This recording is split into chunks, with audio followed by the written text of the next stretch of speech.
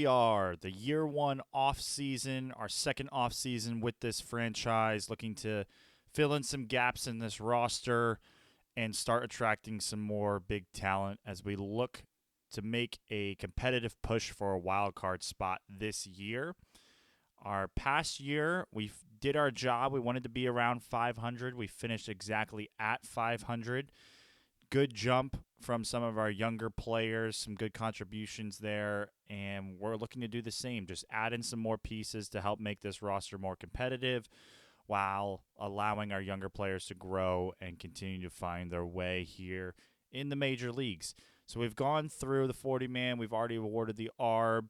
A lot of the tender contracts, a lot of these guys are just given the league minimum to, like Harrison, Schmitz, Sable, Ramos, Matos, Luciano. Keep that budget down, as well as we're not sure who exactly we're going to commit to long term, like we have some of our other players. So we're just giving them 1 year league minimum deals to keep that budget low and keep them on the roster and see what they become. Free agency, you can see the people we've already gone after here, presented offers to. This Merced reliever here, just as a guy that wasn't picked up, that we've gone ahead. Oh, no, sorry. Those are our signed draft picks. Our offers, the first base position is something we were looking at. We have people like Santander and Bush that can play there. But if we're looking to be competitive this year and actually give ourselves a legitimate chance to get there, we don't think either of those are the solution at first base. If you would look at who is available, there's a lot of guys that we think could help. But we do see Michael Bush, that trade deadline acquisition of last year, being our future first baseman. So we don't want to commit to somebody like Vladdy long term, or Luis Arias, or Josh Naylor, all three of which could help us. Would be a great addition. All bring kind of a different skill set there. But we think Yandy Diaz, in his age, 33, can still very much be capable hitter for years to come. A little bit weak defensively, but again, it's first base, so we're not expecting too much out of there. Very consistent, high on base percentage, high average guy, while also being able to hit close to 30 home runs and drive in 100. We think is the perfect fit for what we need. He's right-handed. A 2-year deal, given his age. The Rays are offering him 3. We just go out there and give him a little bit more money and hope that he signs with us there at first. Pitching, it was a lot of the same conversation. We wanted to add another starting pitcher to our rotation we think can really help us. And these 3 big guys here between Gallen, Valadez, and Cease, any one of those guys would certainly be a nice addition to our roster. But with where we are with our salary and looking to where we want to spend in the future and bring in some more bats, we wanted to save a little bit of money, and instead of going after one of these 3 guys, we decided on Lucas Giolito here. He's been a model of consistency. His stats are pretty much even all across the board. He's another high-inning guy with a pretty standard ERA. We think a California guy, he fits in well into that 3 spot for our rotation, and only on a 3-year deal kind of matches him in that contract window that we're looking to make this push forward to the playoffs and hopefully grab a World Series in these next 4 years. And he's just consistent. That's kind of what we need out of our starting pitching. We have Corbin Burns, who's a true number 1. Logan Webb had a down year last year, but we still believe in him as a true number 2. Giolito here fits in perfectly right in the 3 spot. And then with Kyle Harrison continuing to grow, we envision him as a future 3, maybe even a 2 there for us. So really helps balance out our rotation. And again, we just really want consistency out of that spot right now with where we are. Relieving is another area we look to add. Carlos Estevez had a pretty strong year as a setup man in Philadelphia. So we are hoping we can leverage the same out of him, and he was pretty cost-effective compared to some of the other options out there. Marshall Jones is just another reliever that we spotted who looked to have gone undrafted. Now, we still want to add some more pieces to our bullpen. However, given where we are in our salary right now, you can see on the right, we're pretty much pressed up against it, and that leads us to pretty much getting rid of Robbie Ray. We are going to be trading him, unfortunately, with the way teams are in their contracts right now. There really isn't much out there. We've done some pre-scouting. In terms of where we're going to send him, there's a few teams that are interested and that he would fit. But we're going to simulate a couple days here. Hopefully, some contracts get signed to give us a better option in terms of what our return could be for Robbie Ray there. Because we still think he would be a serviceable asset to any team looking to add in a lefty starting pitching help there. So we're going to simulate a couple of days here and see where some of these players end up as JT goes to divisional rival in the Mets. We signed Yandy Diaz to that 2-year deal. Glenn James becomes our farm director. Okay, couple of years signed ahead. So Zach Gallen, you can see, goes back to Arizona. Rhys Hoskins re-signed there with the Brewers. Jordan Romano goes back to the Blue Jays. Nothing crazy across the board there. If we look at what our organization done, again, a lot of those minor league contracts and league minimum contracts getting signed across the board in the Yandy Diaz free agent pickup, the big one there. So let's simulate another couple of days here. Luis Giolito signs here in San Francisco, so that helps round out our rotation there. And Brandon Lowe gets traded from the Rays to the Tigers. Tigers were a pretty solid team last year, looking to get over the hump for a couple prospects going back to the Rays. It's pretty typical work there out of Tampa. Anything else? Josh Naylor returns to the Guardians. Okay, O'Neal Cruz signs a long-term deal with Pittsburgh. Not sure if there's anything else for us. That's the Orioles. Look through some of the minor league. Yep, still a lot of the minor league stuff going through. And Estevez, we're still waiting on him. We're the only offer on him. Okay, so we'll simulate a couple more days here. Like I said, a lot of this stuff has kind of already been taken care of. 40-man roster is good. We can skip ahead of that. Arbitration's good. We can skip ahead of that and take one quick look. Okay, so Estevez did sign here in San Francisco. A lot of the other minor league guys coming along. And, okay, that leads us to looking to trade Robbie Ray now. A couple of teams, like I said, I'm not entirely sure where we're going to send him based on how some of this free agency has gone for some of these teams. But Texas Rangers just won the World Series, have some veteran starting pitching here, a couple guys on 1-year, 2-year deals left.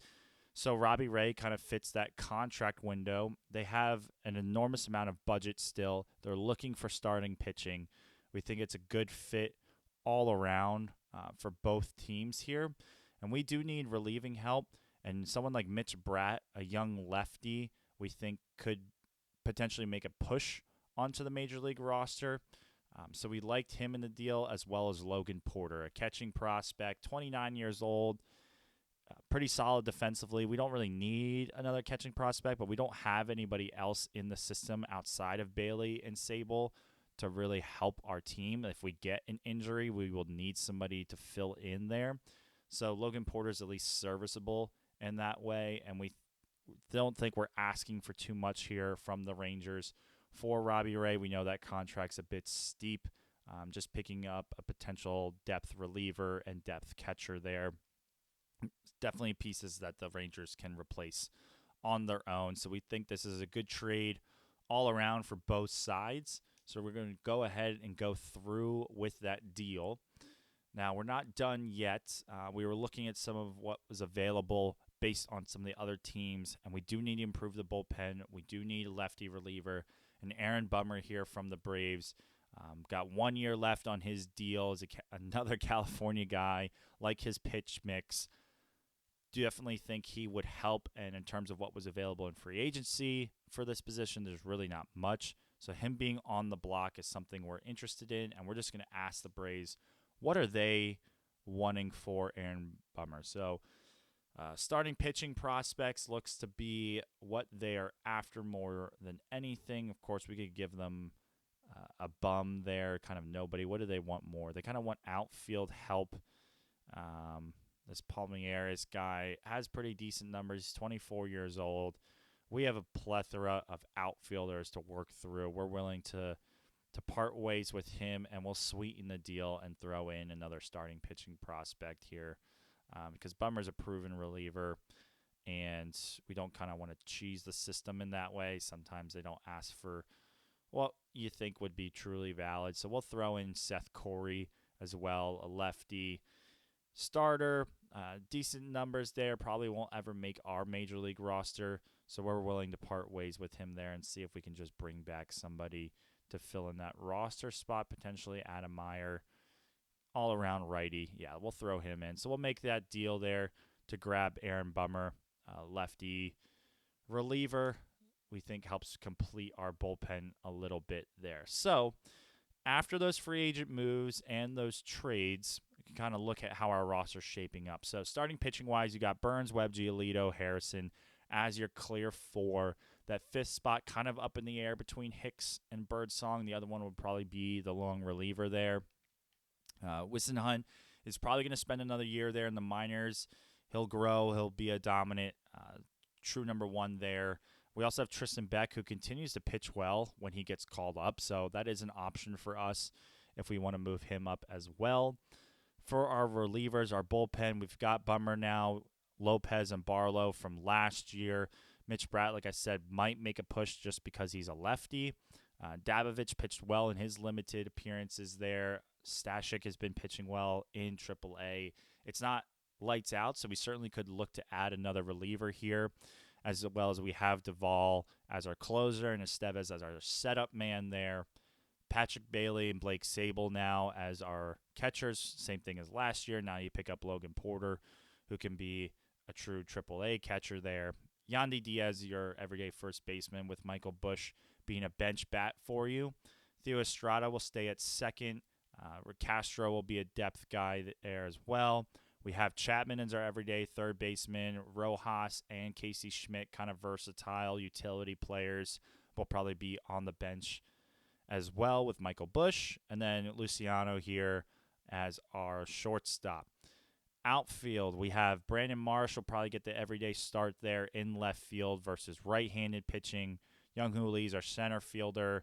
Luis Matos will probably platoon with Marsh more often than not there in left field. Heliot Ramos, we'll see what type of year where he slots in. He's kind of, one of those twinge guys where he could be an everyday guy if he's having a strong season, but doesn't have lights out stats anywhere to push him over the top. And then, of course, we have Santander here as an outfielder / DH for us this year. So sticking with the theme of playing some of these younger guys, giving them time to play, not clogging up our system, not going out there and signing, Kyle Tucker or Bo Bichette. Those guys would certainly help us, right? But if we're looking to play with what's on our roster, play these young guys, have them grow, lean into that. That's been our goal. That's been our mentality. And through the first 2 years, we've kind of done what's been expected of us. So we're just going to give all of these guys a one-year deal, kind of what they've been asking for. I think they're all controllable for another year or so here. So we'll load them back up into the system and have them as some depth pieces for us. So that way we can continue to grow, continue to have this team make strides and hopefully find their way back into the postseason this year. So the other piece here was the bullpen. We'll see what's still available to us. We could use another lefty, but like I said, it doesn't look like there's much out here. And in terms of people that we really like, who we think can be serviceable, Liam Hendricks is definitely aging out of that group. Same thing with Brooks Raley, even though he is a lefty. Ryan Thompson, Anthony Bender. Yeah, it's not a whole lot out here in terms of relievers you'd believe in, relievers to make that major league roster. So I think we might stay put in what we have. Maybe pick up Marin Stanek here, who actually is pretty decent in real life. Looks to have decent numbers here. As a depth player, we can pick him up for $2 million. See if there's anybody else worth going after here.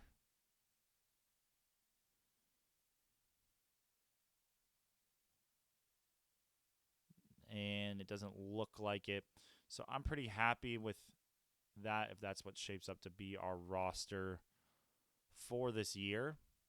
So we can go ahead and simulate at least into the Rule 5 draft.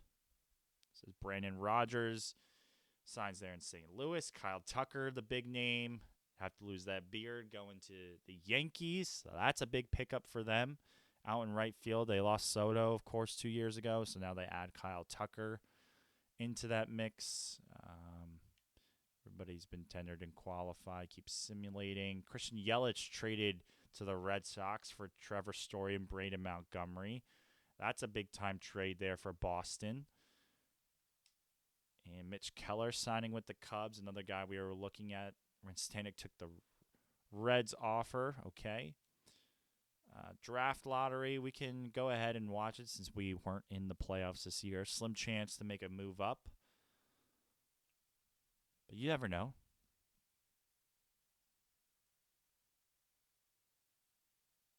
And we stay put at 14th. It's the only movement. Marlins move up 1 spot from 5 to 4. Everybody else stays the same with the Athletics, Nationals, White Sox going to be your first 3 overall picks there in this year's draft. Ian Happ gets traded to the Royals from the Cubs for MJ Melendez and Seth Lugo. That's an interesting one. Happ about to be a free agent, maybe trying to change things up between those two central teams, NL and AL, respectively. Nationals pick up a closer, and here we are at the Rule 5 draft. We'll go through and see if there's anybody worth picking up. And it looks like Logan Porter, because we traded for him and he wasn't on the Major League roster, got picked up by the Rockies. I hate when that happens. We might do some finagling with the system to get him back. But we'll see who is here and available for us. Grant McKay here is actually in our system. Yep, as I thought. Brule's another lefty reliever. Art Dehania also believe is a shortstop in our system. Maybe I'm thinking of a different team. Okay, it doesn't look like there's anybody that really jumps off the page here. Usually there's some good relievers, but it might still be a little bit early in this franchise mode's universe to really think of the Rule 5 draft as somewhere where you can add. Like I said, there's not much here.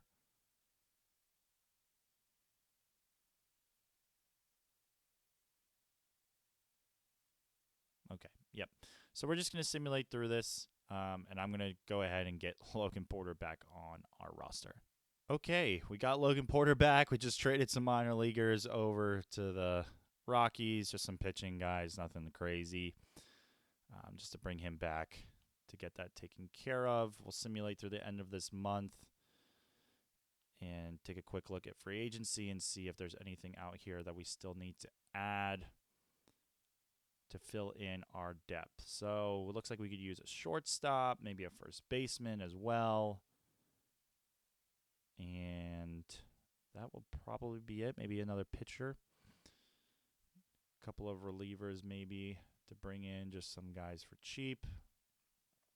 1-year deals just to fill in through the system.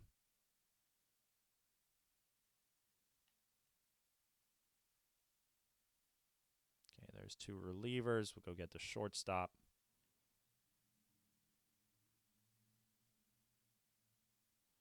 Somebody serviceable here for the minors. Of course, he wants a real deal. Go a little bit further down. There we go. What else do we want? First baseman. Guy with some power there. I believe that's it. I think we'll be all right. We've got some decent outfield depth. We want to play everybody. Yeah. Probably a third baseman since we have 3 of those guys in the major leagues. I'm thinking we'll need somebody to fill in there for the minors. Connor Hollis. Yes, that's what I thought.